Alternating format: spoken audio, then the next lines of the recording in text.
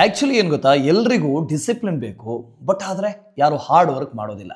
ಆದರೆ trust me, SIPನಲ್ಲಿ discipline ಇದ್ದರೆ ನಮಗೆ ಪವರ್ ಆಫ್ ಕಾಂಪೌಂಡಿಂಗ್ ಬೆನಿಫಿಟ್ ಸಿಗುತ್ತೆ.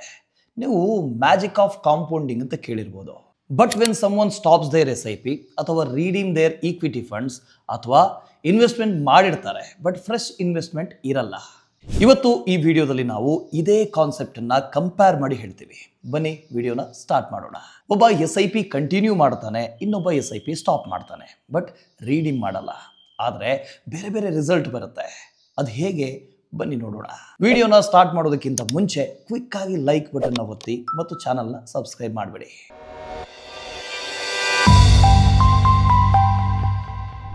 So first let's understand what is on SIP. SIP ಅಂದರೆ ಏನು? ನಿಮಗೆ ಆಲ್ರೆಡಿ SIP ಮತ್ತು ಪವರ್ ಆಫ್ ಕಾಂಪೌಂಡಿಂಗ್ ಗೊತ್ತಿದ್ರೆ ಈ ಪಾರ್ಟ್ನ ಸ್ಕಿಪ್ ಮಾಡ್ಬೋದು, ಆದರೆ ಗೊತ್ತಿಲ್ಲ ಅಂದರೆ ಕೇಳಿ. SIP ಅಂದರೆ ಒಂದು ಮೆಥಡ್, ಜೊತೆಗೆ ಮ್ಯೂಚುವಲ್ ಫಂಡ್ಸ್ನಲ್ಲೂ ರೆಗ್ಯುಲರ್ ಇನ್ವೆಸ್ಟ್ಮೆಂಟನ್ನು ಮಾಡ್ಬೋದು, like daily, weekly, monthly or quarterly.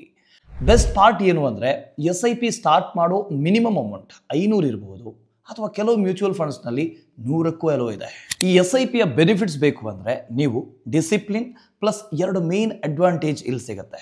ಯಾವ್ಯಾವ ಗೊತ್ತಾ? ಪವರ್ ಆಫ್ ಕಾಂಪೌಂಡಿಂಗ್, ಎರಡನೇದು ರುಪಿ ಕಾಸ್ಟ್ ಎವರೇಜಿಂಗ್. ಈಗ ಪವರ್ ಆಫ್ ಕಾಂಪೌಂಡಿಂಗ್ ಬಗ್ಗೆ ನೋಡೋಣ. ಈಕ್ವಿಟಿ ಮ್ಯೂಚುವಲ್ ಫಂಡ್ಸ್ನ ಮ್ಯಾಟರ್ಗೆ ಬಂದಾಗ ಪವರ್ ಆಫ್ ಕಾಂಪೌಂಡಿಂಗ್ ಡಿಸ್ಕಸ್ ಮಾಡಲೇಬೇಕು, ಇದು ಮಸ್ಟ್.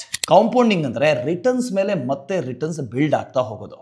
ನೀವು ಇನ್ವೆಸ್ಟ್ ಮಾಡ್ತೀರಾ, ನಿಮಗೆ ರಿಟರ್ನ್ಸ್ ಬರುತ್ತೆ, ಆ ರಿಟರ್ನ್ಸ್ ಮತ್ತೆ ಇನ್ವೆಸ್ಟ್ ಮಾಡಿದ್ರೆ next time returns principal plus returns ಎರಡೂ ಸಿಗುತ್ತೆ. ಇದನ್ನು ಸಿಂಪಲ್ ಆಗಿ ಎಕ್ಸ್ಪ್ಲೇನ್ ಮಾಡ್ತೀನಿ ಕೇಳಿ.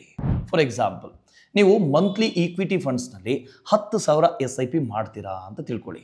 12% ಎವರೇಜ್ ಆ್ಯನ್ಯುವಲ್ ರಿಟರ್ನ್, 30 ವರ್ಷ ನೀವು ಇನ್ವೆಸ್ಟ್ ಮಾಡ್ತೀರಾ ಅಂದ್ಕೊಳ್ಳಿ. ಇದರಲ್ಲಿ ನೀವು ಟೋಟಲ್ ಇನ್ವೆಸ್ಟ್ಮೆಂಟ್ ಮಾಡೋದು 36 ಲಕ್ಷ. ಆದರೆ ಫೈನಲ್ ವ್ಯಾಲ್ಯೂ ಎಷ್ಟಾಗುತ್ತೆ ಗೊತ್ತಾ? 3,10,00,000. ಅಮೇಝಿಂಗ್ ಅಲ್ವಾ? ಗೇನ್ಸ್ ಮಾತ್ರನೇ 2,72,00,000 ಆಗುತ್ತೆ ಕಣ್ರಿ. ಶಾಕ್ ಏನು ಗೊತ್ತಾ? ಲಾಸ್ಟ್ 1 ವರ್ಷದಲ್ಲೇ 33 ಲಕ್ಷ ಗೇನ್ ಆಗುತ್ತೆ. ಅಂದರೆ ಆಲ್ಮೋಸ್ಟ್ ನಿಮ್ಮ 30 ವರ್ಷದ ಇನ್ವೆಸ್ಟ್ಮೆಂಟ್ 36 ಲಕ್ಷಕ್ಕೆ ಸಮ ಆದರೂ ಆ ಅಮೌಂಟ್ ಜಸ್ಟ್ 1 ವರ್ಷ ರಿಟರ್ನ್ಸ್ನಲ್ಲೇ ಸಿಗುತ್ತೆ. ಅಂದರೆ ಇದು ಪವರ್ ಆಫ್ ಕಾಂಪೌಂಡಿಂಗ್. ಈಗ ರುಪಿ ಕಾಸ್ಟ್ ಎವರೇಜಿಂಗ್, SIPನ ಸೆಕೆಂಡ್ ಬೆನಿಫಿಟ್ ಅಂದರೆ ರುಪಿ ಕಾಸ್ಟ್ ಎವರೇಜಿಂಗ್. ಇದರಲ್ಲಿ ಫಿಕ್ಸೆಡ್ ಅಮೌಂಟನ್ನು ಮ್ಯೂಚುವಲ್ ಫಂಡ್ನಲ್ಲಿ ರೆಗ್ಯುಲರ್ ಆಗಿ ಇನ್ವೆಸ್ಟ್ ಮಾಡ್ತೀರಾ. ಮಾರ್ಕೆಟ್ ಎಲ್ಲಿದೆಯೋ, ಯಾವ ಲೆವೆಲಲ್ಲಿ ಇದೆಯೋ ಅಂತ ನೋಡಿ ಇನ್ವೆಸ್ಟ್ ಮಾಡಲ್ಲ, ಜಸ್ಟ್ ಇನ್ವೆಸ್ಟ್ ಮಾಡ್ತಿರೋದೆ. ಹೈ ಲೆವೆಲ್, ಲೋ ಲೆವೆಲ್ ಎಲ್ಲದರಲ್ಲೂ. ಮಾರ್ಕೆಟ್ ಡೌನ್ ಆಗಿರೋ ಸಮಯದಲ್ಲಿ ಜಾಸ್ತಿ ಯೂನಿಟ್ ಸಿಗುತ್ತೆ, ಮಾರ್ಕೆಟ್ ಅಪ್ ಆಗಿರೋ ಟೈಮ್ನಲ್ಲಿ ಕಡಿಮೆ ಯೂನಿಟ್ ಸಿಗುತ್ತೆ. ಆದರೆ ಲಾಂಗ್ ರನ್ನಲ್ಲಿ ಯೂನಿಟ್ ಕಾಸ್ಟ್ನ ಅವರೇಜ್ ಔಟ್ ಮಾಡಬೇಕಾಗತ್ತೆ. ಇದರಿಂದ ಶಾರ್ಟ್ ಟರ್ಮ್ ಫ್ಲಕ್ಚುಯೇಷನ್ಸ್ ಇದ್ರೂ ಟೆನ್ಷನ್ ಇಲ್ಲ. Let's understand with example.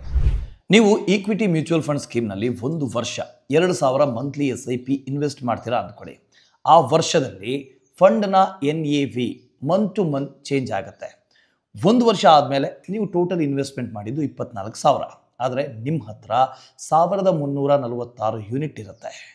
ಇದರ ಬದಲಿಗೆ ಜನವರಿ 2023ರಲ್ಲಿ 24,000 ಲಮ್ಸಮ್ ಇನ್ವೆಸ್ಟ್ ಮಾಡಿದ್ದೀರಾ ಅಂದರೆ ಆಗ NAV ನೆಟ್ ಅಸೆಟ್ ವ್ಯಾಲ್ಯೂ 20 ಇತ್ತು, ಆದರೆ ಯೂನಿಟ್ಸ್ ಜಸ್ಟ್ 1,200 ಮಾತ್ರ. ಇನ್ನು 2023 ಡಿಸೆಂಬರ್ನಲ್ಲಿ NAV 22 ರೂಪಾಯಿ ಇತ್ತು, ಲಮ್ಸಮ್ ಇನ್ವೆಸ್ಟ್ಮೆಂಟ್ ವ್ಯಾಲ್ಯೂ 26,400 ಆಗುತ್ತೆ. ಆದರೆ SIP investment value 29,612. So SIP ಮೆಥಡ್ನಲ್ಲಿ 3,000 ಪ್ಲಸ್ ಎಕ್ಸ್ಟ್ರಾ ವ್ಯಾಲ್ಯೂ ಸಿಕ್ಕಿರುತ್ತೆ. ಬಟ್ ಇದರ ಅರ್ಥ SIP ಲಮ್ಸಮ್ಗಿಂತ ಬೆಟರ್ ಅಂತ, ಆದರೆ ರಿಟರ್ನ್ಸ್ ಜಾಸ್ತಿ ಸಿಗುತ್ತೆ ಅನ್ನೋ ಗ್ಯಾರಂಟಿ ಇಲ್ಲ. ಆದರೆ ಸ್ಟಾಕ್ ಮಾರ್ಕೆಟ್ ವೊಲಾಟಿಲಿಟಿ ಹ್ಯಾಂಡಲ್ ಮಾಡೋದಕ್ಕೆ SIP ಈಸ್ ವೆರಿ ಯೂಸ್ಫುಲ್ ಅನ್ಬೋದು, especially for long term investors. ಅಂದರೆ ಇನ್ಫ್ಲೇಷನ್ ಬೀಟ್ ಮಾಡಬೇಕು ಅಂಥವರಿಗೆ ಇದು ಯೂಸ್ಫುಲ್ ಆಗುತ್ತೆ. ಆದರೆ ಇವತ್ತಿನ ರಿಯಾಲಿಟಿ ಏನು ಅಂದರೆ ಜನ SIP ಸ್ಟಾಪ್ ಮಾಡ್ತಾರೆ. ಇದರ ಹಿಂದೆ ರೀಸನ್ ಕೂಡ ಇದೆ. ಮಾರ್ಕೆಟ್ ಡೌನ್ ಆದರೆ ಜನ ಪ್ಯಾನಿಕ್ ಆಗಿ SIPನ ಸ್ಟಾಪ್ ಮಾಡಿಬಿಡ್ತಾರೆ. NAV ಕೆಳಗೆ ಹೋಗುತ್ತೆ ಅಂತ ಲಾಸ್ ಆಗುತ್ತೆ ಅನ್ನೋ ಭಯ. ಸಮ್ಟೈಮ್ಸ್ ಲೈಫ್ನಲ್ಲಿ ಫೈನಾನ್ಷಿಯಲ್ ಎಮರ್ಜೆನ್ಸಿ ಬಂದರೆ SIP ಕಂಟಿನ್ಯೂ ಮಾಡೋದು ಟಫ್ ಆಗುತ್ತೆ, ಅದು ಕೂಡ ಒಂದು ರೀಸನ್. ಎಕ್ಸ್ಪರ್ಟ್ಸ್ನ ಪ್ರಕಾರ SIP ಕಂಟಿನ್ಯೂ ಮಾಡೋದು best until financial goals reach ಆಗೋವರೆಗೂ. ಆದರೆ SIP ಸ್ಟಾಪ್ ಮಾಡಬೇಕಾದ್ರೆ ಈಕ್ವಿಟಿ ಫಂಡ್ಸ್ ರೀಡೀಮ್ ಮಾಡೋದು ಅವಾಯ್ಡ್ ಮಾಡಿ. ನೀವು ಇನ್ವೆಸ್ಟ್ ಮಾಡಿರೋ ಫಂಡ್ ಎಷ್ಟು ವರ್ಷವಾದರೂ ಅಲ್ಲೇ ಇನ್ವೆಸ್ಟೆಡ್ ಆಗೇ ಇರಲಿ, ದಟ್ಸ್ ಸ್ಟಿಲ್ ಯೂಸ್ಫುಲ್. ಗೊತ್ತಾಯ್ತಾ? ಒಂದು ಕಂಪೇರ್ ಮಾಡಿ ಹೇಳ್ತೀನಿ ಕೇಳಿ. ಶಿವಾಂಗಿ ವರ್ಸಸ್ ಅಂಕಿತ್. ಶಿವಾಂಗಿ ಮತ್ತು ಅಂಕಿತ್ ಇಬ್ಬರು 10,000 ಮಂತ್ಲಿ SIP ಸ್ಟಾರ್ಟ್ ಮಾಡ್ತಾರೆ. 20 ವರ್ಷ ಟಾರ್ಗೆಟ್ ಅವರದ್ದು. ಆದರೆ ಅಂಕಿತ್ 10 ವರ್ಷದ ಮೇಲೆ SIP ಸ್ಟಾಪ್ ಮಾಡ್ತಾನೆ. ಅವರಿಗೆ ಫಿನಾನ್ಷಿಯಲ್ ರೀಸನ್ ಇರುತ್ತೆ. ಆದರೂ ಅವನು ಇನ್ವೆಸ್ಟೆಡ್ ಫಂಡ್ಸ್ನ ರಿಡೀಮ್ ಮಾಡ್ತಾನೆ. ಶಿವಾಂಗಿ 20 ವರ್ಷ ಕಂಟಿನ್ಯೂ ಮಾಡ್ತಾಳೆ. ಅಸ್ಯೂಮ್ ಮಾಡಿ 12% ಆವರೇಜ್ ರಿಟರ್ನ್ಸ್ ಇರುತ್ತೆ. 10 ವರ್ಷದ SIP result 22 lakh, both Shivangi and Ankit. ಈಗ ಅಂಕಿತ್ SIP ಸ್ಟಾಪ್ ಮಾಡಿದರು. ಇನ್ವೆಸ್ಟೆಡ್ ಇದ್ದಂಥ ಕಾರಣ 20 ವರ್ಷದಲ್ಲಿ ಫಂಡ್ ವ್ಯಾಲ್ಯೂ ಎಷ್ಟಾಗುತ್ತೆ ಗೊತ್ತಾ? 69 ಲಕ್ಷ. ಆದರೆ ಶಿವಾಂಗಿ ಕಂಟಿನ್ಯೂ ಮಾಡಿದ್ಲು, ಆದರೆ ಫಂಡ್ ವ್ಯಾಲ್ಯೂ 92 ಲಕ್ಷ ಆಗಿರುತ್ತೆ. ಸೊ 23 ಲಕ್ಷ ಎಕ್ಸ್ಟ್ರಾ ಶಿವಾಂಗಿಗೆ ಸಿಕ್ಕಿದೆ. ಇದಕ್ಕೇನು ಕಾರಣ ಹೇಳಿ? SIP ಕಂಟಿನ್ಯೂ ಮಾಡಿದ್ದು. ಈಗ SIP ಅನ್ನೋದು ಅಂದರೆ ಸಿಸ್ಟಮ್ಯಾಟಿಕ್ ಇನ್ವೆಸ್ಟ್ಮೆಂಟ್ ಪ್ಲಾನ್ ಅನ್ನೋದು ಒಂದು ಸೂಪರ್ ಎಫೆಕ್ಟಿವ್ ಮೆಥಡ್. ಮ್ಯೂಚುವಲ್ ಫಂಡ್ಸ್ನಲ್ಲಿ ಇನ್ವೆಸ್ಟ್ ಮಾಡೋದಕ್ಕೆ ಇದು ನಿಮ್ಮ ಲಾಂಗ್ ಟರ್ಮ್ ಗೋಲ್ಸ್ನ ರೀಚ್ ಮಾಡೋದಕ್ಕೆ ತುಂಬಾ ಹೆಲ್ಪ್ ಆಗುತ್ತೆ. ಇಂಪಾರ್ಟೆಂಟ್ ಏನು ಅಂದರೆ SIP ಸ್ಟಾಪ್ ಮಾಡಬೇಕಾದ್ರೆ ಕೂಡ ರಿಡೀಮ್ ಮಾಡಬೇಡಿ.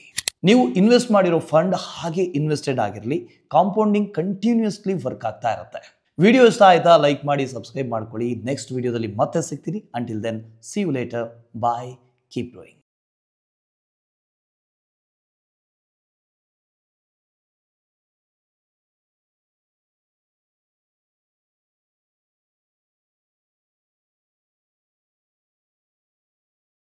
Mutual fund investments are subject to market risks. Read all scheme-related documents carefully.